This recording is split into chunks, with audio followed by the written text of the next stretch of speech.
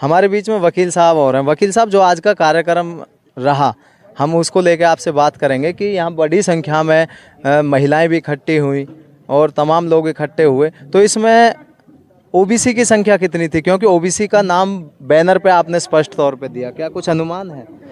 अनुमान, सबसे पहले तो मैं जागो और जगाओ चैनल को बहुत धन्यवाद करता हूं कि आपने इस प्रोग्राम में शिरकत की और आप अपने जागो और जगाओ चैनल के माध्यम से आप भी मूल निवासी समाज को जगाने में बहुत अच्छी भूमिका निभा रहे हैं। बाकी जो यहाँ पर जो प्रोग्राम था एससी और ओबीसी की महापंचायत, इसमें जो अंदाज़ा है 50% से ऊपर जो तादाद थी यहाँ बैकवर्ड क्लासेज की थी, क्योंकि एससी के भी बहुत बंदे आए थे, बहुत थे, एससी का भी बहुत बड़ा योगदान है, लेकिन इसमें जब बैकवर्ड में जाके हमारे साथियों ने ये बात रखी कि भाई आपके अधिकारों का हनन किया जा रहा है और आपको केवल इस्तेमाल किया जाता है और इस्तेमाल करके आपको एक साइड में फेंक दिया जाता है, इसलिए वो साथी जिनको समझ में आया वो साथी यहाँ पर इस प्रोग्राम में उन्होंने शिरकत की। तो क्या लगता है पलवल के अंदर एससी और ओबीसी का आपने 50% का आंकड़ा दिया, 50% भाईचारा बन चुका है?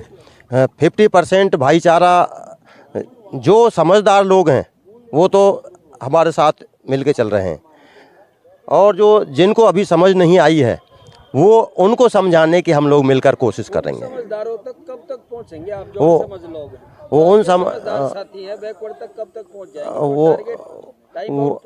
वो टाइम बाउंड क्या 2030 के लिए हमारे साहब ने, माननीय वामन मेश्राम जी ने कहा है, तो तब तक तो हम भी समझाने में सफल हो ही जाएंगे। तो चलो अंत में एक राजनीतिक बात आपसे कर लेते हैं। क्या इस बार आप वामसेफ के सदस्य हैं? वामसेफ ने कई संगठन बनाए हुए हैं, उनमें एक राजनीतिक दल भी है बहुजन मुक्ति पार्टी। तो क्या बहुजन मुक्ति पार्टी ने पिछली बार भी अपना कैंडिडेट मैदान में उतारा था और उसकी जमानत तक जब्त हुई थी, तो इस बार आप उस इलेक्शन को किस नज़रिए से देख रहे हैं? क्या आप पूरी तरीके से तैयार हैं पलवल के अंदर विधानसभा और लोकसभा का इलेक्शन लड़ने के लिए फरीदाबाद से? देखिए, उसके लिए अभी आपने एक सवाल किया था माननीय वामन मेश्राम जी से कि क्या आपके द्वारा पार्टी बनाई गई है वो पार्टी पूरे उसमें साथ देगी। फिर आपने साथ एक सवाल रखा था कि इंडिया जो गठबंधन इंडिया में बनाया गया, भारत में बनाया गया है, उसके साथ क्या आप सहयोग करेंगे? तो बीजेपी आरएसएस, जो आरएसएस की प्रायोजित है, और बीजेपी के टाइम में जो शेड्यूल कास्ट पर, शेड्यूल ट्राइब पर जो भी हमले हुए हैं या मुस्लिम समुदाय पर या माइनॉरिटीज़ पर जो हमले हुए हैं, वो जो बीजेपी के टाइम में जो हुए हैं वो आगे ना हो, इसलिए इसको हराने के लिए जो हमारा जो समाज है जो निर्णय लेगा हम उसके साथ रहेंगे। वकील साहब, अंत में एक क्वेश्चन इतिहास से जुड़ा करूँगा कि जो ये इंडिया अलायंस हुआ है इसमें मुख्य भूमिका जो कांग्रेस की है, जबकि आप बाबा साहब के फॉलोवर हैं। बाबा साहब अम्बेडकर ने तो स्पष्ट कहा है कि मैं जीते जी कांग्रेस का 54 बार भी सदस्य बनना पसंद नहीं करूंगा। तो आप ऐसी विचारधारा के अलायंस के साथ जाकर क्या नहीं लगता कि बाबा साहब की विचारधारा को धोखा दे रहे हैं? देखिए, बाबा साहब ने ये कहा था मैं उसका सदस्य नहीं होऊंगा, उन्होंने समर्थन की भी बात नहीं कही, सदस्य के लिए कहा। अब रही बात समर्थन की, यदि वो बाबा साहब की विचारधारा को फॉलो करते हैं और समाज, हमारा जो समाज है उस विचारधारा से सहमत है, यदि हम लोग उनकी विचारधारा से सहमत होंगे और वो बाबा साहब की विचारधारा को लेके बीजेपी आरएसएस को हराने के लिए, नहीं वो तो बीजेपी भी काम कर रही है, तो बीजेपी बड़े बड़े संग्रहालय बाबा साहब के बना रही है, बड़ी बड़ी स्टैचू बाबा साहब की बना रही है।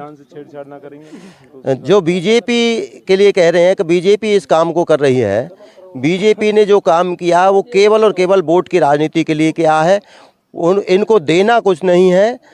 यानी इधर से एक तरफ तो संविधान का खात्मा करने जा रही है बीजेपी, दूसरी तरफ यहाँ से जब संविधान का खात्मा हो जाएगा तो हमारे जो ना हमें नौकरियाँ मिलेंगी, ना हमें कोई रोज़गार मिलेगा, ना कुछ मिलेगा। इसलिए बीजेपी जो इस तरीके का काम कर रही है, मतलब कहीं ना कहीं आपका कहने का मतलब है कि बाबा साहब का नाम लेकर और बाबा साहब के अनुयायियों के अधिकारों को, संविधान को ख़त्म करने का काम किया जा रहा है, बीजेपी ख़त्म करने का काम किया जा रहा है। देखिए, संविधान बचेगा तो हम लोग बचेंगे, संविधान सुरक्षित रहेगा तो हमारी नौकरियां भी सुरक्षित रहेंगी। तो हम लोग चाहते हैं कि संविधान की जो बात करेगा हमें उसका साथ देने में कोई गुरेज नहीं होना चाहिए, संविधान की बात करें। तो बहुत बहुत धन्यवाद वकील साहब। तो ये हमारे बीच में एडवोकेट बुधराम नेहरा जी थे और उन्होंने स्पष्ट तौर पे बहुत सारी बातें कही हैं। अब देखते हैं उन बातों को पलवल ज़िले के अंदर खासकर कब तक ये पूरा कर पाते हैं, क्योंकि इन्होंने टारगेट बहुत लंबा रख दिया है 2030 तक, जैसा कि वाउन मेश्राम साहब ने भी कहा है और इन्होंने भी स्पष्ट कहा है कि पलवल के अंदर भी हम 2030 तक अपना एमएलए बनाएंगे और लोकसभा में अपना सांसद बना के रहेंगे। तो ये बहुत बड़ी बात इन्होंने कही है। अब देखते हैं 2030 तक कौन कौन साथी इस चीज़ को देखने के लिए रहता है। तब तक आप जुड़े रहिए जागो और जगाओ से। धन्यवाद। मैं सोनू कबीरपंथी।